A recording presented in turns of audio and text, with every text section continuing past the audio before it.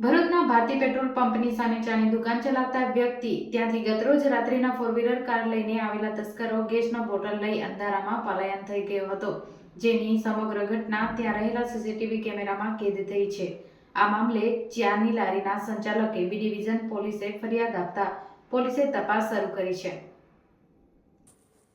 ભરૂચ જિલ્લામાં હાલમાં તસ્કરો સક્રિય બની કોઈનો પણ ડર રાખ્યા વિના ચોરીને અંજામ આપી રહ્યા છે. આવો જ એક કિસ્સો ભરૂચમાં મુખ્ય માર્ગ ઉપર ગતરોજ રાત્રિના 2 વાગ્યાના અરસામાં બનવા પામ્યો છે, જેમાં શહેરના મુખ્ય માર્ગ ઉપર આવેલા ભારતી પેટ્રોલ પંપની સામે મૂળજી ગલચર ચાની લારી અને ગલ્લો ચલાવીને પોતાનું ગુજરાન ચલાવે છે.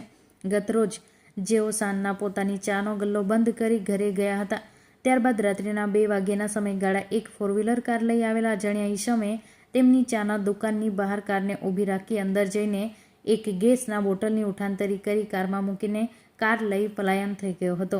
જ્યારે બીજા દિવસે મૂળજીભાઈ ગલચર ચાની દુકાને આવતા જ ગેસનો બોટલ નજરે નહીં પડતા આસપાસ તપાસ કરી હતી, પરંતુ ગેસનો બોટલ નહીં મળી આવતા તેમણે આજુબાજુ લગાવેલા સીસીટીવી કેમેરા ચેક કરતા કોઈ અજાણ્યા વ્યક્તિ તેમના ગેસની બોટલની ઉઠાંતરી કરી કારમાં મૂકી લઈ ગયો હોવાનું જણાવ્યું હતું. જેથી આ મામલે લારી સંચાલકે ભરૂચ બી ડિવિઝન પોલીસ મથકના ગેસના બોટલ ચોરી અરજી નોંધાવતા પોલીસે પણ સીસીટીવી ફૂટેજ મેળવી તસ્કરોના પગે મેળવવાની કવાયત હાથ ધરી છે.